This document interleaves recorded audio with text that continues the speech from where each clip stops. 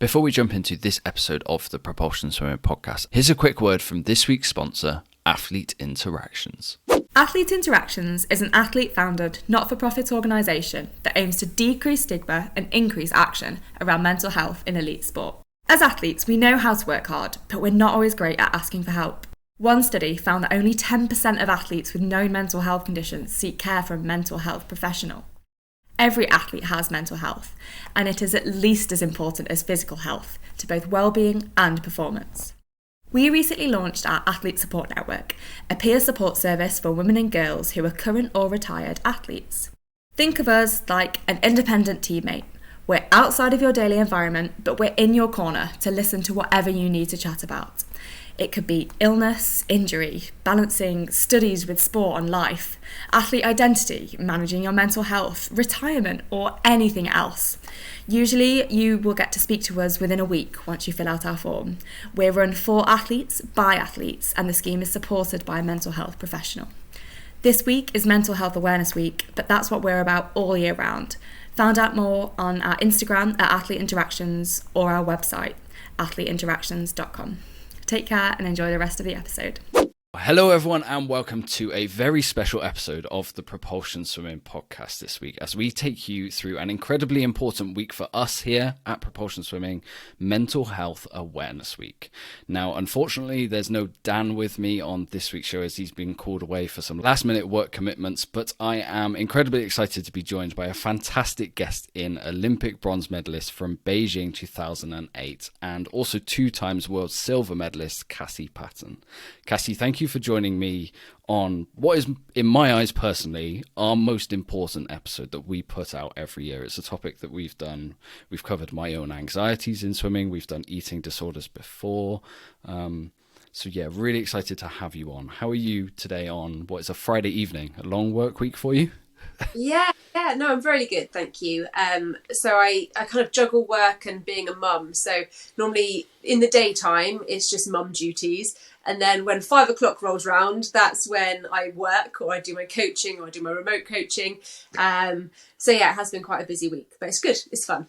So earlier this year, swimming in this country, especially kind of age group swimming, was in the news for kind of all the wrong reasons, thanks to powerful former swimmers opening up about the impact of getting weighed and coaches' comments having on their journey in the sport and beyond. And for Mental Health Awareness Week 2023 at Propulsion Swimming, we want to carry on these conversations and hope that they don't get left in the wayside and hopefully help coaches, swimmers and parents learn a little bit more.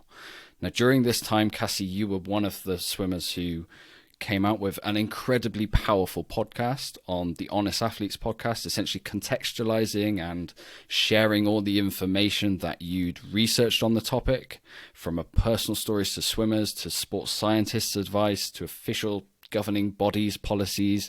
You did the lot. And today's podcast, for me, in no way is aiming to replicate the incredible episode that you, Hannah Miley, Lauren Quigley did. In fact, I would actually implore all of our listeners to the Propulsion Swimming Podcast to go check that out after this show.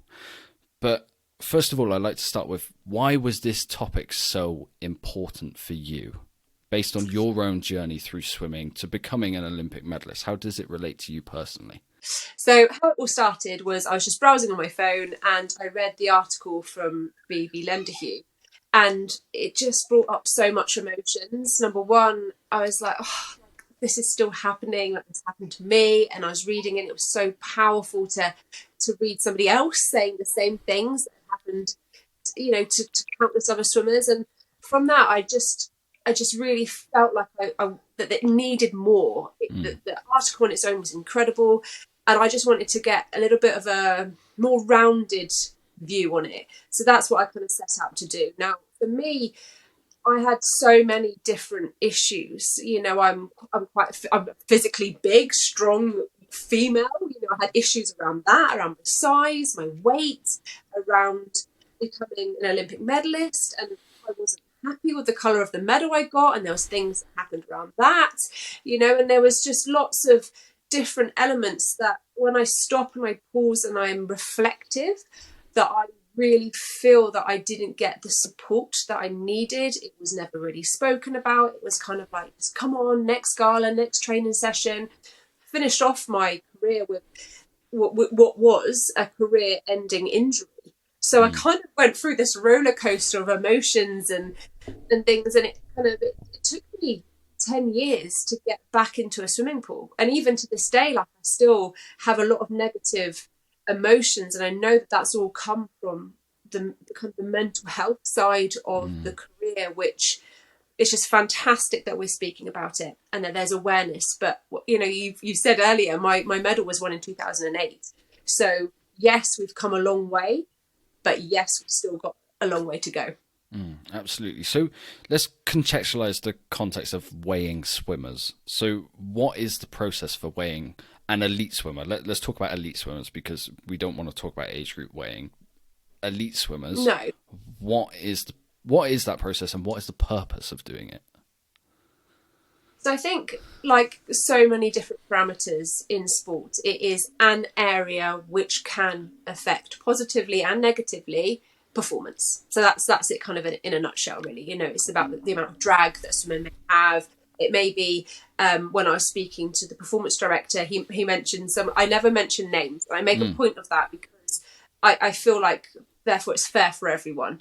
So very, very good swimmer, who is quite muscly. He's very muscle dense. And their conversation was, well, actually weighing him because he maybe puts on too much muscle. And it's like, right, let's try and strip that back. So it's not always around fat and carrying excess weight. However, that has been what has been mentioned a lot in the press. But yeah, it's just a performance parameter that people use. Which, you know, I completely agree that it is important. I've never once said, let's ban all weighing of every athlete ever. I've never said that. But what I do feel is really important is that the swimmer has ownership of that. And the swimmer has a say in that. Now, I was categorically never asked, Cassie, are you okay to be weighed today? Because if I had, the majority of the time I would have been like, yeah, okay, let's weigh this. Let's do this together. Let's work together to make me a better swimmer. But it wasn't like that then. It was you are being weighed. You are having your skin folds done twice a day. We are completely monitoring everything you eat. And then it just seemed like, rather than being an element of performance, it was the whole, everything that I did was surrounded by this. And that's where there's that issue. And that's where that mental health element comes in. Now, I'm not saying that male swimmers aren't affected by this. They are. You know, there are male swimmers out there that have had eating disorders. But I do feel like it needs to be treated with care and respect for both, but especially for females, because, you know, you look at any social media feed and it's this body perfect, this summer body, this, you know, there's all this pressure already without the pressure of performing well on a national, international stage. Yeah, and swimming is kind of a massively naked sport inherently, just what we do. It can really come into play. What do you think is the difference then between you getting skin folded twice a day and someone asking you if it's okay? How much difference can that make to someone's mental health, having the ownership being on the swimmer? I think it makes a massive amount of difference.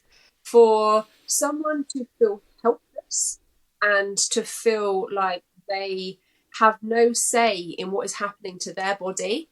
Let's face it, for those people who are listening to this and maybe think skin fold, what is that? So basically it's calipers that take various measurements around the body. It can hurt. It's not the nicest thing. It pinches. You know, they're basically testing how much fat you have under your skin. And it's, you know, it's not intimate areas, but it's on your, you know, it's on your waist, it's on your stomach, it's on the top of your thigh. And, you know, you feel if you don't want that to be done, you can feel, I'm going to use the word violated. Like there was times where I felt like I don't want this to be done. And for me, like I have reached out to a sports scientist who did this to me. And I say did this to me, like he was being told to do this by the coach. The coach wanted it done. It was part of the parameters. But the relationship with me and that sports scientist suffered because I felt like it was him that was doing, you know, he was the one who was weighing me, measuring me, telling me I was this, telling me that. And the poor guy was just doing his job.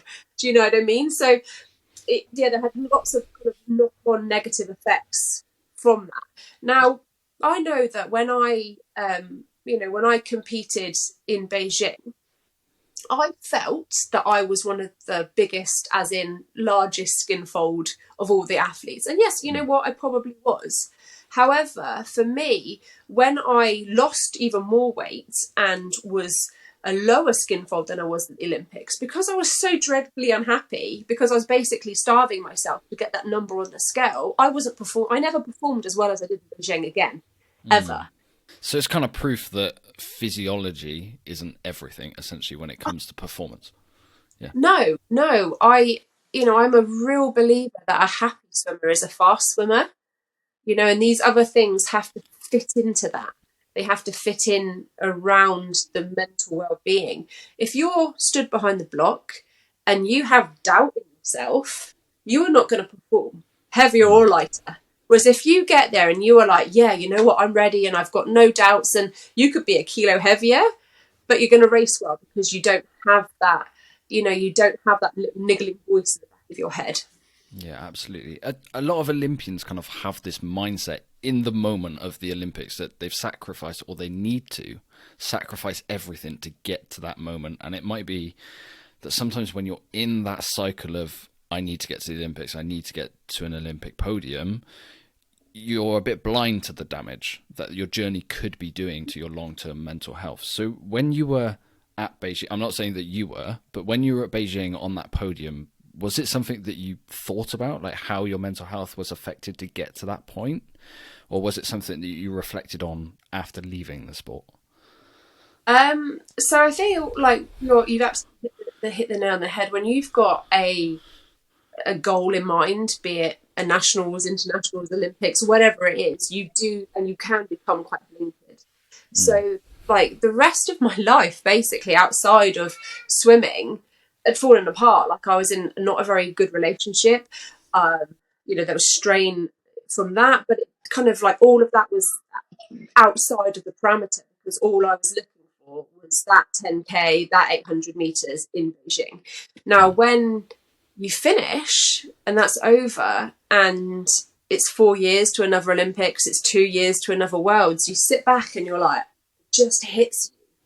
It absolutely hits you. I've read countless different athletes from multiple different sports talk about the post-Olympic blues. So this isn't just a swimming thing. This just happens to a lot of people. And I do feel like there wasn't the support there. It's like, when you've been on an amazing holiday and you come back to work on a Monday morning and you're like, oh God, this isn't very fun. But then times that by a lot, because maybe rather than the holiday being, I don't know, next year or 6 months time, it's 4 years at the absolute minimum, So it is a hard thing. And no one ever asked me after the Olympics, like, are you all right? Are you okay with the medal you got? Are you okay with how you're feeling? How are you feeling about getting back into swimming?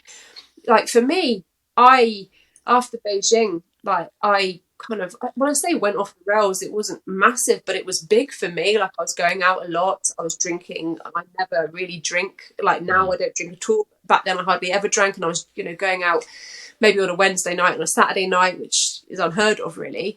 I put on quite a bit of weight. I was just really lost. And when I came back to swimming, the comment was, gosh, Cassie, you've put on weight. And when they got on the scales, the comment I remember was, oh God, you've put on as much weight as a toddler. Like you're carrying a toddler around your middle. It's not great. It's not great. So rather than stopping and being like, you know what, Cassie doesn't seem herself. She's going out a bit more. She's put on a bit of weight. I remember getting to the poolside, putting on my hat and goggles and freezing and physically finding it incredibly hard to dive in. But there was never that, come on, just sit on poolside for a bit. Let's have a chat. Let's just see what's going on here. So do you think that was needed to make that journey out of the Olympics better for your mental health, or do you think there was something that could have been done kind of during your journey to the Olympics? I think during the journey as well, because when something is made out to be this incredibly huge thing, and let's face it, in sport, for the majority of sports, the Olympics is the biggest thing. You know, like football has the World Cup, rugby does, etc. But with most of sports, the Olympics is it. So everything you do in 4 years is centred around peaking at that exact day, and that exact month, in that time. You know, so everything you're doing. And I remember having nightmares for months, basically from when I qualified, having nightmares about being on the block and, you know, being at the Olympics and falling backwards off the block.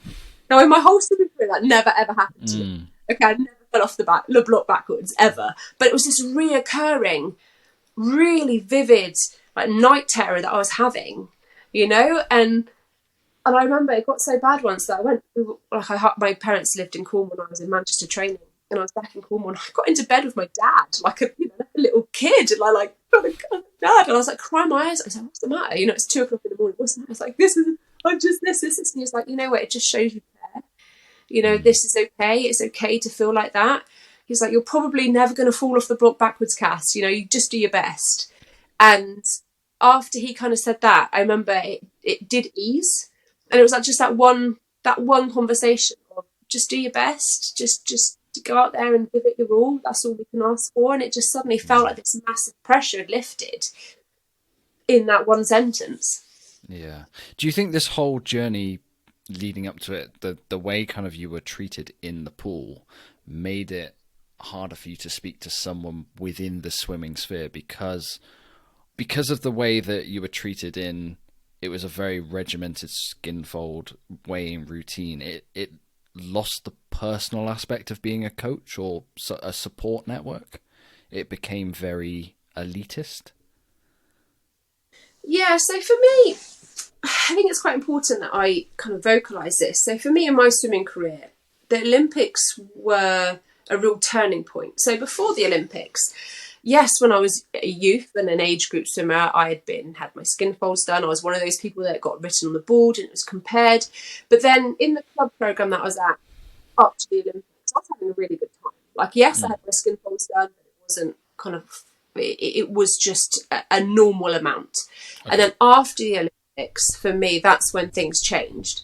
So I never performed as well as the Olympics again. And I truly believe that's because of this. I'm going to be really honest. I was really like, this medal up here behind me. It's taken me a lot of time to appreciate how special being an Olympic medalist is.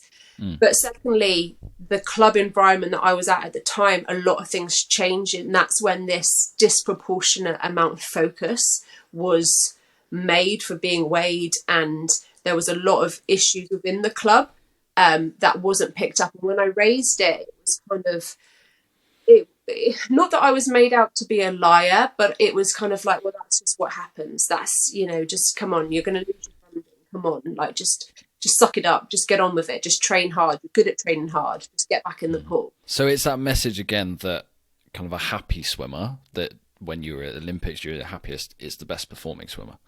Oh yeah, I genuinely was my happiest 18 months, 2 years was from when I moved from my kind of real beginning club down in the southwest to my Olympic club that I went to. Those 2 years before the Olympics, I had it's the best time I've ever had in a professional environment, you know, for me. I absolutely loved it. And that's part of the reasons why when I started out on this, I did want to speak to my coach, and I did want to say, like, what happened, what changed, why, you know, from the fact, you know, 2 years before to the 2 years post were completely night and day different. And I also know that, you know, from having conversations with other people, that coaches are under a massive amount of pressure. Yeah. That they don't have the support. Yeah, we talk a lot about the athletes having support, and yes, they are the people that stand up and deliver, are under that scrutiny in terms of the media and everyone watching them. But actually, coaches are under vast amounts of pressure. Their job is on the line, you know, maybe not quite to the extent of a football manager, but still, like, you know, a coach is judged on their swimmer's last performance. So it does go both ways. Yeah, I think I remember you saying kind of in your podcast with Hannah and Lauren that coaches had spoken to you and they said that actually the idea of looking at physiology now isn't a topic that they just don't want to touch, essentially, for protecting mental health. But then they also didn't want to put their name to that statement, which to me is a little bit weird, because I think mental health should come ahead of everything, and that's the message that they're trying to spread there. That's the positive message rather than the negative one. Yeah, I mean, so I made it my blanket policy that I didn't name names. There was lots of people that did, but you're absolutely right. In the people that there was a couple of coaches that when I spoke to them and we had various emails and then we had, phone calls, and their practices that they were saying sounded absolutely fantastic. And I completely agree, but they were very adamant that they didn't want their name put out there. Now, there's a couple of things, I guess. This was probably straight off the back of Phoebe's article that came out, which was quite scathing. And to be honest, that's what's happened to her. That's happened to her. Like, literally, I have a whole thing here of the people that have exactly the same, if not slightly different, examples of what's happened to them. So I understand that at the time, but I also still feel like good practice should always be championed and should always be, shared, because that's how we change a culture. We don't change a culture by some people doing really good practice, but then not standing up and speaking about it and sharing it and saying, actually, do you know what? Maybe have a think about this. Are you doing this? Are you doing something else? So, yeah, I guess at that time, I can understand it. But actually going forward, there needs to be a transparency on good practice. When it comes to sharing stories, how important was it that people share the negative stories as well, the ones that sparked this whole conversation? Why is it important that those come out and people talk about their mental health and their journey? Why is that so impactful in the sport of swimming? I think it's really important that people feel heard. When you've been in an environment where you feel like you have no voice or your voice isn't listened to, or when you do try and ask why, you're told, "Actually, I don't like this, find another club." Because that is something that a lot of swimmers and parents have been told, lots, myself included. I've had that told to me at one of my clubs that I was at. If you don't like how it's done here, find another club. So if you're in this environment where it's my way or no way, and you've never been heard, you've never been listened to, but it's happened to you and it's impacted you and it's still impacting you, to have someone be like, you know what, I will listen to you. I will try and voice this for you. And I'm not saying that I'm this angel that has done this for people, but I just felt like it was a really important thing to do, because there are people, I'm 36 and I still am impacted by what happened to me a decade, 15 years ago. There are other swimmers who are still in, some of them were in 40, 45, who are still being impacted, as well as the people that retired last year. So one of the things that I read, and when this was going around, it was tweeted, was, this is historical. What Cassie's saying is historical. What Phoebe's saying is historical. And I'm like, okay, so when does something become historical? When someone retires last week, or they're still currently swimming, but it happened 2 weeks ago, is that historical? Because it still goes on. So to give that voice to people and just to let them know that what happened to them wasn't right and that we are trying to have a conversation to change, I feel that's really, really beneficial to someone and to their mental health, and just for them to feel validated into what happened. Now, I have to say, I truly believe that Swim England are looking to change their policies, and they're looking to do things, which is fantastic.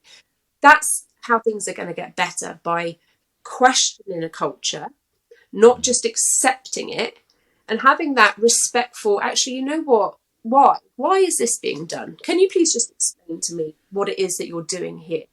And if that person doesn't have an answer, rather than shutting them down and saying, go find somewhere else, be like, actually, you know what? Let's reflect on that. What can I do as a coach that is going to assist these group of young people Yes, the oldest of our British swimmers, I would say most of them are still under 30. I can't think of any swimmer in British swimming remit that's over 30. So they're still young adults. Yeah. Early 20s is a young adult, So, yeah, I think it's really important to have these conversations. Yeah, for me, it's not necessarily about what happened that needs to be learned from, because I think swimming is getting past that point. I think those warning signs were already being picked up on. I think it's the bravery of these swimmers to sit up and say, and talking about their own experiences might make other swimmers sit up and stand up for themselves and speak to their coaches when their mental health is being impacted, even if it's not in a weighing culture, whether it's just they're burnt out, whether they're overcome with school stress, all of the different aspects that make up mental health. I think those who are brave enough to speak about it in the public eye, like yourself, like Phoebe, I think that enables the conversations to happen behind closed doors, which are the most important conversations. Yeah, I completely agree with you. And, we a lot of what I guess I've spoken about in the beginning was about the weighing culture and about this kind of, how that, how that was treated, how people were spoken to. But actually, the more I got into this, it just became this whole bigger thing about the coach-swimmer dynamics and that power relationship, and how a lot of the times, it's an example of this would be when a swimmer does well and they walk down the poolside and all of the people congratulate the coach but basically ignore the swimmer. Now, that's happened to me when I qualified for the Olympics. I walked down, everyone was like, yeah, well done to my coach, didn't say anything to me. Now, I know that things are changing, but there needs to be this kind of real emphasis on celebrating the swimmer, helping support the swimmer. And because that swimmer is really important, then supporting the coach to support the swimmer, rather than kind of the coach being the really important thing because they're getting the medals. The coach is making those medals happen. The coach is only getting those medals because the swimmer's doing the work that they're setting them to do. So it's a partnership, not a one over the other type thing. If I've vocalized that in a way that you can understand. But no, I got it. Yeah, I do think that it is really important. That's one of the things that I was trying to do. I wasn't out to point fingers at coaches and say you're doing this all wrong. I was just trying to, exactly like you say, start that conversation, and let's keep that conversation going. Yeah. Are there any kind of advice from all of the research that you've done and the amount of people you've spoken to of kind of like good practice that coaches should have with just swimming communications with swimmers? I feel like if you don't know how to, it's like if you were writing a session and you didn't know how to train a distance swimmer, you would hope that you would go and do a bit of research on the training load that you would need to do to make sure that distance swimmer was peaking at the right time. And it's the same with mental health. If you've got someone or a squad of people and you're thinking, actually, you know what, I don't really know how to handle this. It's about either signposting and having clear signposts like, okay, well, you obviously aren't yourself. I don't really feel equipped to help you, but these people can. Or getting a little bit of help yourself to be able to pick up the signs. And because, at the end of the day, coaches can't do everything. Nobody can do everything. So it's just about making sure that the coaches feel secure enough to be able to signpost if they're not feeling secure enough to help themselves. We're not trained counsellors, and a very few people on poolside are, but there are people that you can say, actually, speak to the welfare officer, or maybe if there's, Swim England have got really good guidance that's coming out on mental health and well-being. Right, have a look through that. Here's this is what you can do. And I always say, just asking that question, are you okay? And someone's like, yeah, I'm fine. But you can tell they're not. Be like, no, really, are you okay? Is there anything I can help you with? It might not be that day. They might want to do that session. They might go home. They might come back the next day and actually like, yeah, you know what? I just need a little bit. I just need 5 minutes of your time. you know. And yeah, I just feel that that's something that we as a culture in general need to get better at, but especially, you know, as a sport. Yeah. Yeah, especially a culture as a general. There's all the campaigns about just asking a friend if they're okay and stuff like that. With all of this information that you gathered and a clear passion that you have for raising awareness, whether it's for people's journeys in the sport, their mental health, weighing, new policies, is there anything that you're looking to do to improve guidance or maybe kind of advise others who are going through the same journey that you've been through? Yeah, so there's a couple of things. So I've literally just got off a Zoom call with Athlete Interactions, which are a group of athletes who are looking to raise awareness of mental health. Sponsoring this podcast as well. Well, fantastic. Look at that. So that's one of the things, you know, I said to them, like, I'm not going to be able to do, I've got two small kids. I can't do it full time, but what I can do is I can help, I can listen in, I can join in. So making the connections there. And also on Thursday, fingers crossed for me. So I've got an interview with Swim England to become an independent member of their oversight committee. So I'm going for the athlete representative role. So that's on Thursday, that interview. But, you know, when I spoke to Swim England, I asked them, I was like, what can I do? What can I do to help you? Because I am passionate about it. And one of the key things for me that came up very, very early on in this is that I got a direct message from a mum. And she's like, I've got two kids. They're 8 and 10 years old. They love swimming. But from reading these articles, I don't want to send them to my local swim. And I was like, no, send them. You know, and for me, it was, I've got two kids, 3 and 2 years old. And if they love swimming when they're that age, I don't want to have a moment where I ask that question of myself. And that's what, you know, that's what my aim is. Swimming is a fantastic sport. You know, all, you know, I know it, you know it, the majority of you people watching and listening know it. So it's about making sure it is a fantastic sport which doesn't do damage. And it just, you know, people can leave it and they can hang up their hat and goggles and they can still love it like they did in that first swimming lesson that they loved. Absolutely. Now, kind of before we end this podcast, I think a really good place or a really good question to ask you after all of, it feels like negativity, but it's not. It's really important conversations that we have is, how are you? Like, how has the journey been now as a mum of 2, out of swimming, looking back at it now? Do you look back fondly as a swimmer? Yes. So, yeah, I am. You know, when I look back on it, I know that things that happened to me have shaped who I am. Now, I am a coach. I don't have a swimming squad, as it were, at the moment, but I do have a junior swim academy that I coach. And one of the things it's kind of always in the forefront of my mind is I want that little girl, that little boy, when they get out, to love swimming, you know, and to enjoy it and to champion them and champion what they're good at, to, you know, make them better. And I think part of that is me anyway, but also I do feel like a big part of that is driven by what has happened to me. I don't want a little swimmer to look at themselves in the mirror and be like, I'm really fat or I'm not good enough because of a comment that I said to them. Like, that's something I never, ever want. I'm going to be really honest with you. It did take me 10 years to even contemplate getting in the water again for something that wasn't work related. I still am not complete. I don't swim for pleasure that much. Like I do a bit. So I know I'm not completely healed of everything. But I'm getting there.